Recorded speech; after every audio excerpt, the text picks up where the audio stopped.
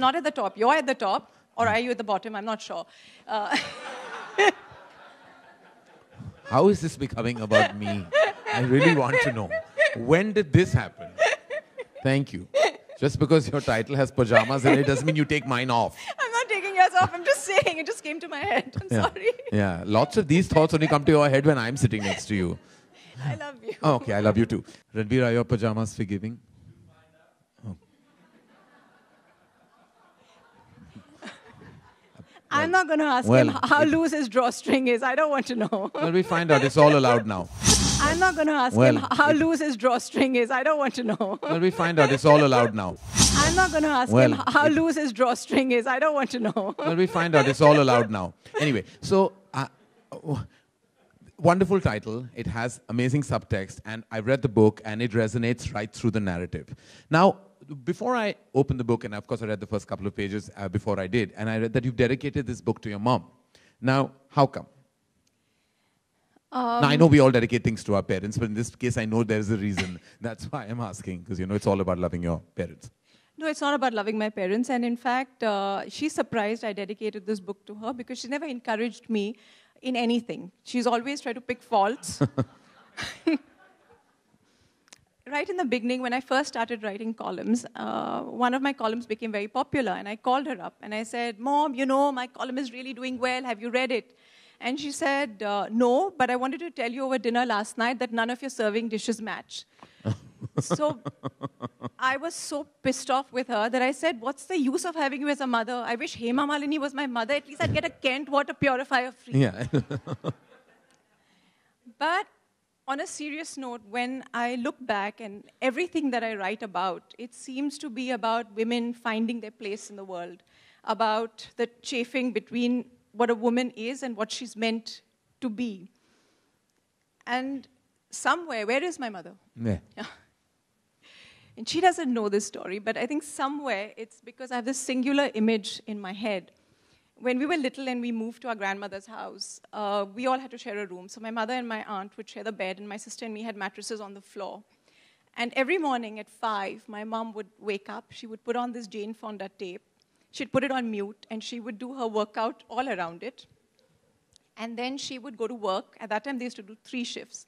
And she'd come home at 9. She never complained. She always had a smile. And for me, I think it was very clear at that point that a woman doesn't have to rely on anyone besides herself. And that men were okay. It was, you know, enjoyable to have them, like a dessert. But they were certainly not the main course. And well, we differ, but anyway. Yeah, well, yeah. I think for you also, they're dessert, definitely not the main course. But anyway. Having said that, I think that's pretty much defined my whole life, because I had this unique vantage point looking up from this mattress at this creature in a pink leotard with matching sweatbands. And she set the bar so high that I've spent my whole life reaching for it. So that's why this book and everything else I've written should be dedicated to her. It's wonderful.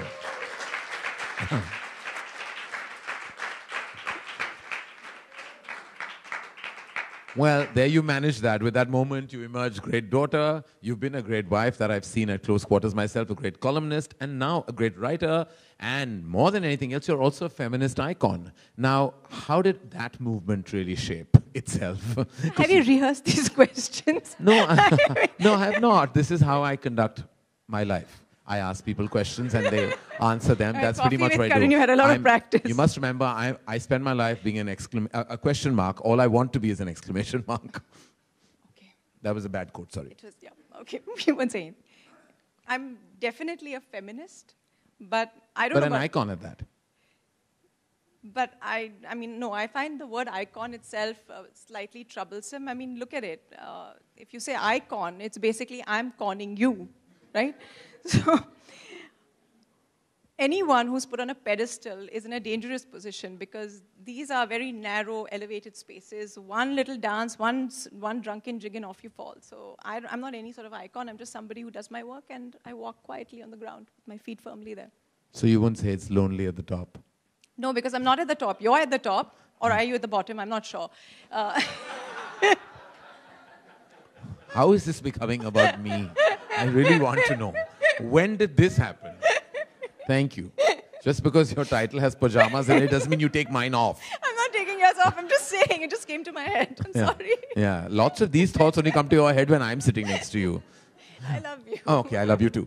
Okay, now when I read the book, what struck me as a filmmaker is that this is tremendous, and I really mean this. This is tremendous potential for digital material, for cinema material. It has amazing development of character. It has a fast, speedy narrative. It also has an interval point. There is a juncture that has a midpoint, and that's pretty much the prerequisite of mainstream cinema and therefore any kind of digital content. Now, was this ever a thought like other authors amongst you who actually write for film and cinema, or this is something that you don't mind being an upside? So can I let you know, it's not really a secret. My bio in Times of India says that I'm trying to change my name to Chaitali Bhagat so that all my columns become movies. So are you in two states of mind about that? No, but I'm not in two states of mind at all. That was a good one. I must give you that. Yeah. I don't really write for movies. Salam Noni Appa became a play, and that just happened.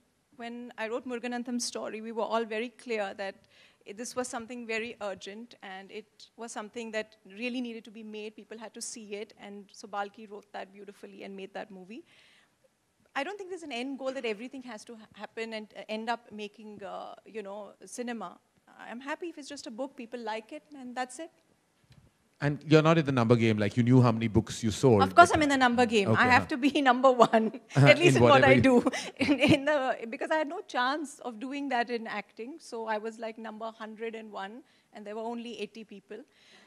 So in this game, yeah, I do want to be number one. I also want to sell more than all the men, because right now all the highest sellers are men, and we haven't been able to break that glass ceiling, and I'm going to break that. And do you get any kind of, and this is something I know because as filmmakers we get that level of anxiety when our product is out in terms of you're opening it up to opinion, in terms of critical opinion. Do you get that kind of anxiety about what people are going to say about your work? No. I'm not anxious about what people will say about my work. While coming here, I was talking to my daughter and I said, today's a big day and my book is out and people are going to like it or they're not going to like it. And she said, well, Mom, what if they don't like it? And I said, I've done my best. And that's really the fact. I can't do anything beyond that. But after you finish writing a book, what I'd like to say is that people would think you're overjoyed, but actually you get depressed because you have all these lovely characters in your head and now you have nothing. So I could be having dinner with my husband, but dreaming about having sex with my ex-husband in the book. Yeah. And that makes my life interesting, and now I just have to have dinner with my husband with nothing else.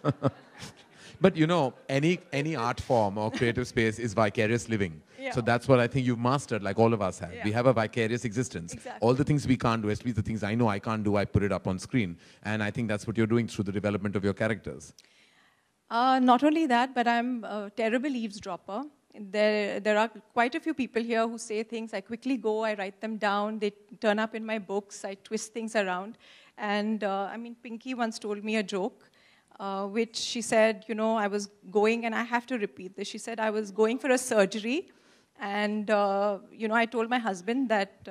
she was going for a surgery? She was going for surgery, and she told her husband that, in case I don't make it, just please make sure that all my diamonds and Gucci bags go to my daughter and not to your next wife. Yeah. So I went home, and I quickly wrote that down and put it into my book. So, Pinky, I owe you for that line. All right, now, you have... Also, what I noticed when I read the book, that besides the character flow, the narrative, you're also saying things that are relevant to today. You're saying things, that you're touching on topics that are being talked about. You're addressing it in your unique manner, as in the manner of humor, a manner of being slightly candid in your approach. But you're definitely saying something. Do you want to share with the people before they've read the book what was your approach to that? Whatever happens in the world does filter into your writing, and it's how you interpret events. So I would say that the Me Too movement also has impacted all of us. And it's not just women, but it's men, because it's made you examine your own ingrained behavior. And it found its way into my book as well. Because what was interesting was I met a friend, and he's a single man, and he told me something. He said, I was seeing a girl, and we were talking, and it was midnight, and we spoke about everything, the tattoo on her thigh and the mole on her arm, and then I went to kiss her, and she said, no. And I didn't know what to do at that point, that should I go ahead? Because if I do, I'm a sexual harasser, and if I don't, I'm a loser. And I thought that was very interesting because he wasn't a creep and he was thinking about these things. And those are the things that people never thought about, maybe, you know, when we were young and all these men were just kind of jumping and trying to scratch you or something.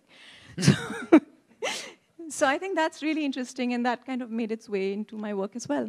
अगर आप भी बनना चाहते हैं anchor और reporter, video editor, cameraman या फिर script writer, तो हमें संपर्क करें।